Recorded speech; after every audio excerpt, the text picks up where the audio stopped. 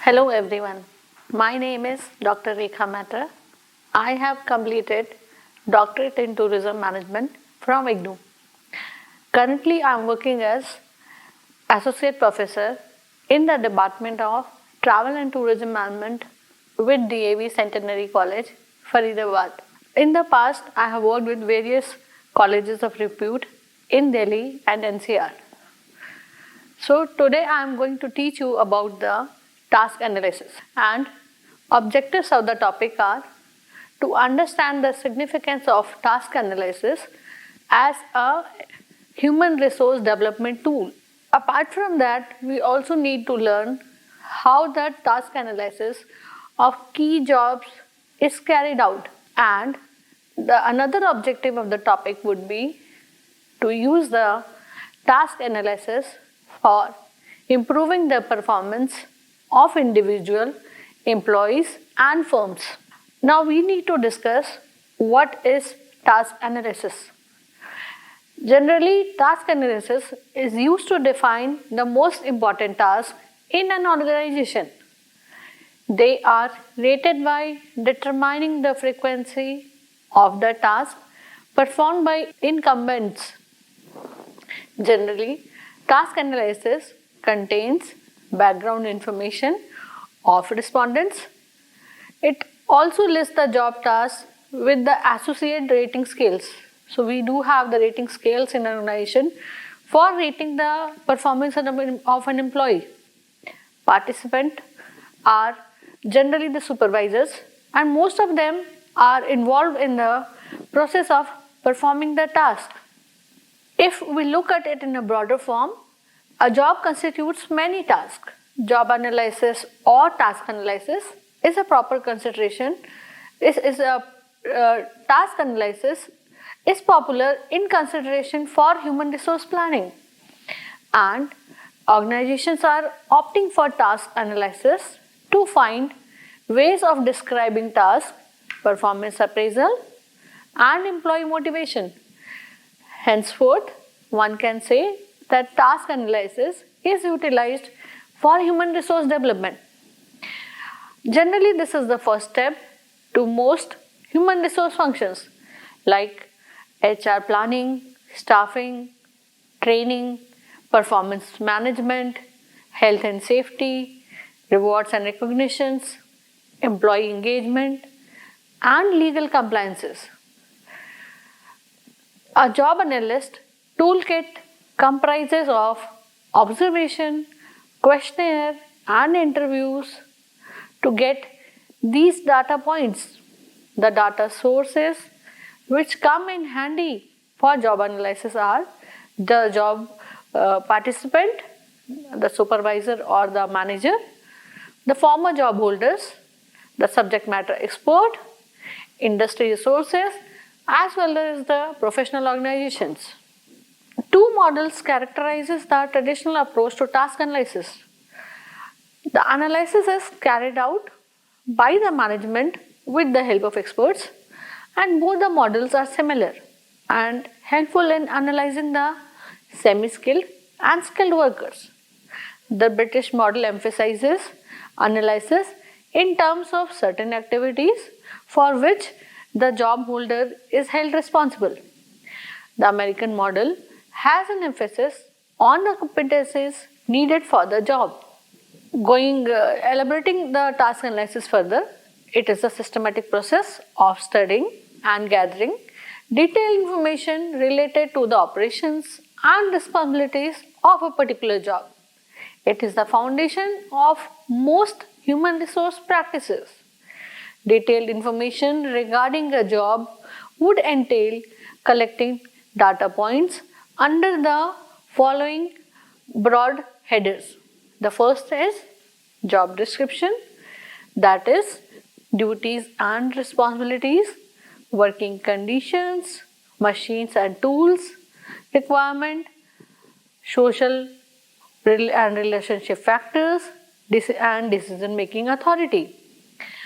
The point number 2 is job specification, which consists of qualifications, experiences, certification and licenses.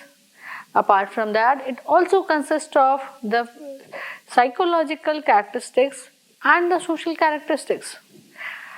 The traditional approach to task analysis is considered to be inadequate when it is applied to managing the jobs which are complex in nature or the jobs in public system that are characterized by the complex responsibilities. Grouping or teaming the task which are increasingly emerging as a way of work in task analysis industry. There is a comprehensive understanding of task analysis which is being defined by the various scholars and the various authors. So there are different approaches to the task analysis. According to Stephen P. Robbins, task analysis is an activity or an element. A job element is a unit into which the work can be divided.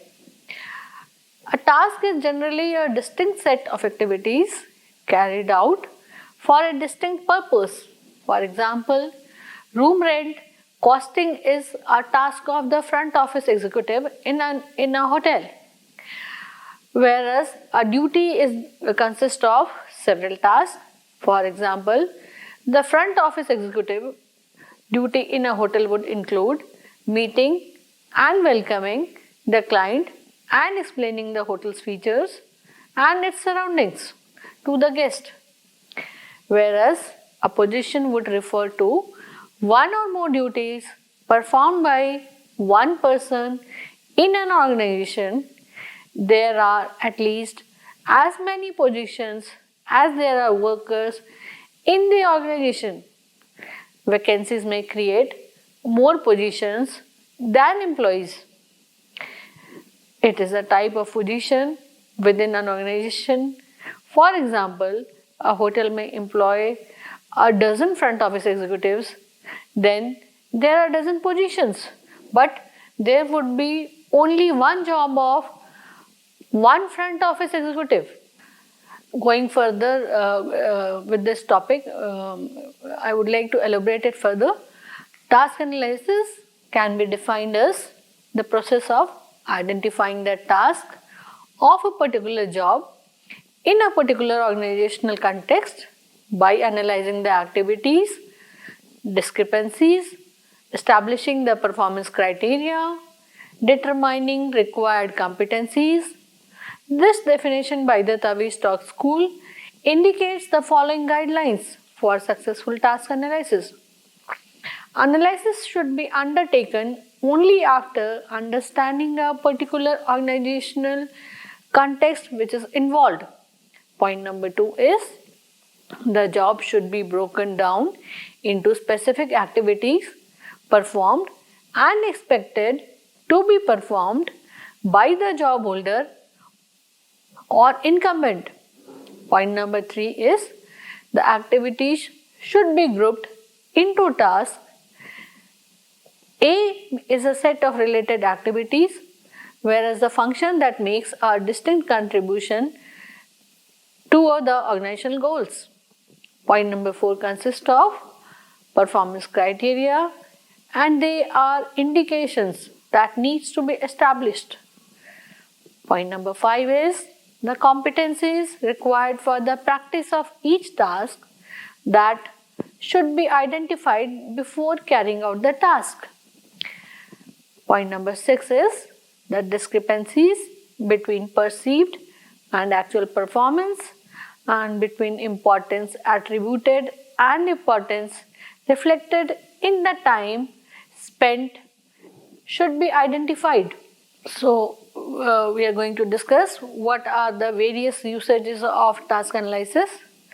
So, task analysis is utilized in several manners by the organization. The first is selection and placement. Second is work planning.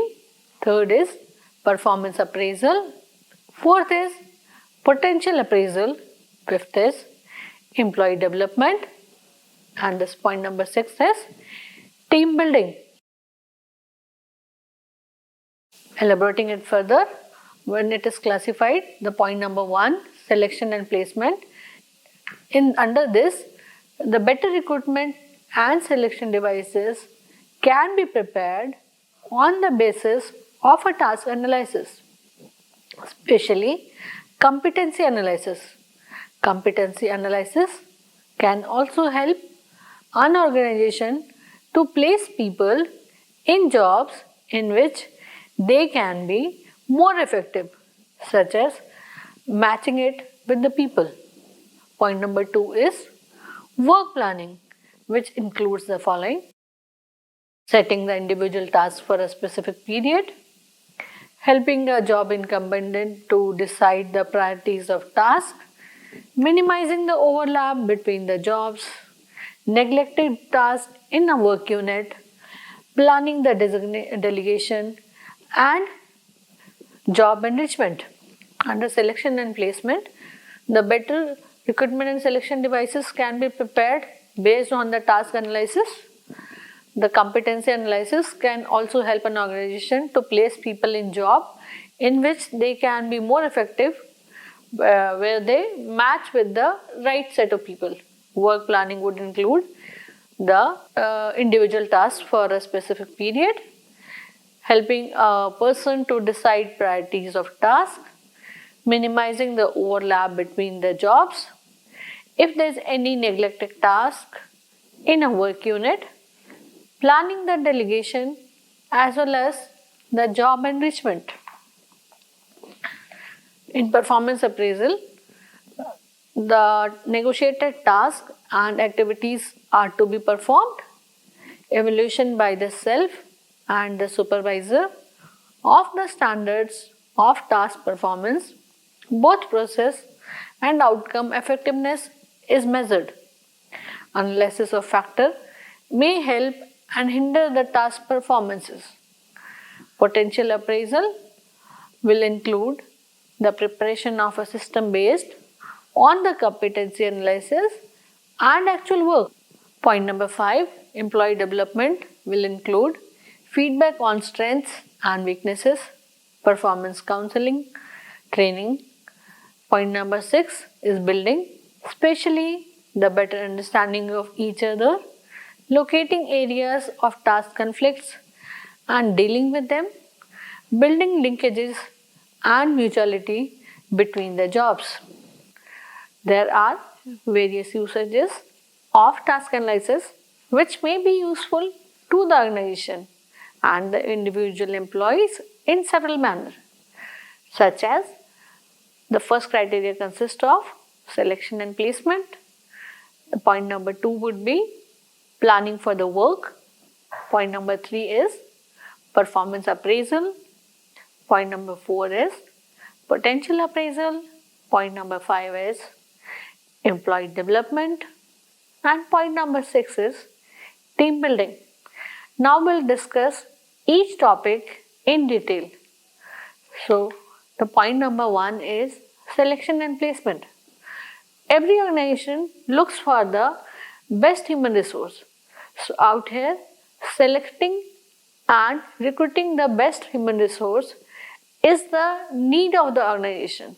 So, therefore, the better recruitment policies and selection devices are prepared on the basis of the task analysis, especially competency analysis, under which we categorize the work according to the various competencies required for performing a job, or it may also be classified on the basis of the different skill set that may be required for performing the job.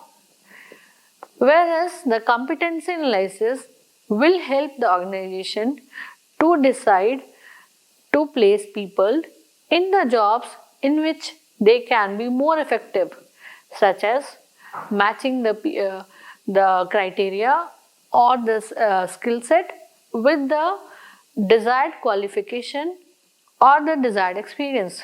Let us take an example of a computer engineer wherein they are required to learn various languages and coding for performing the task in the future. So that defines their competency. Whereas in the hotel industry, a person may be working as a chef or as a food and beverage server or in the housekeeping or in the front office. In all the departments, their competency level has to be different. Going ahead with the point number 2, that is work planning, which will include the following, such as setting the individual task for a specific period. Let us say in the hotel industry, we keep the room cleaning scheduled for 30 minutes. Under that 30-minute task, that person should be able to clean the room and it should be made ready and handed over. Right? So that is one example that can be quoted here. Point number 2 is helping the job incumbent or to decide the priorities of task. So out here we divide the cleaning of the room into the various task lists, like what is to be carried, what is to be done at first. Is it the removal of the dirty linen, or is it the cleaning of the room, or is it the cleaning of the washroom, or placing the supplies? So we train the housekeeping personnel to divide their work into the various segments. Point number C out here is minimizing the overlap between the jobs.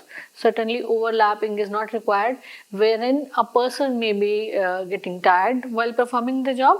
So we train them to do the right work by following the right procedure. Point number D is neglected task in a work unit. There could be a possibility that the person may not be performing the work as per the required standard.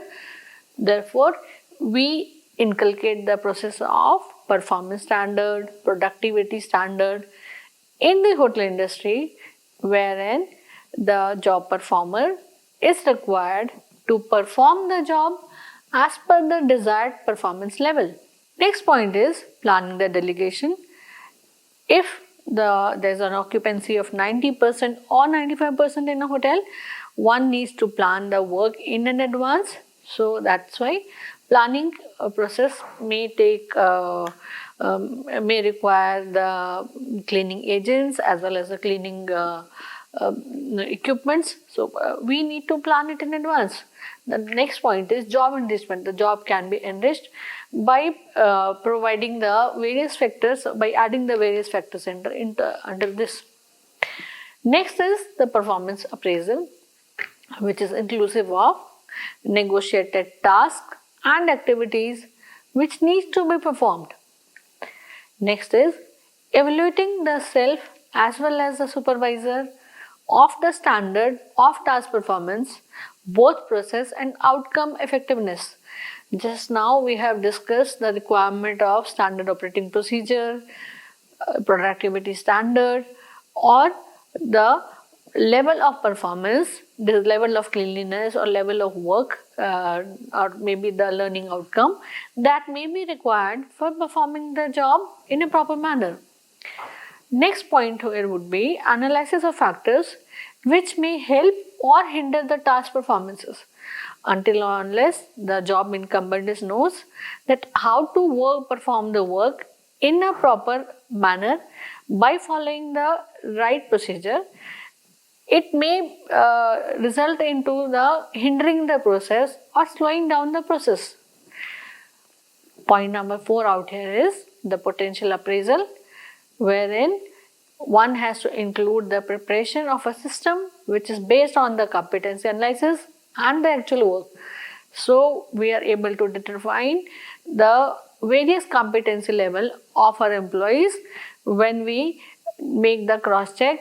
So these days the companies hire the people based on their competency as well as based on their skill. So it has become a requirement of today's recruitment of today's selection culture, modern selection culture, wherein the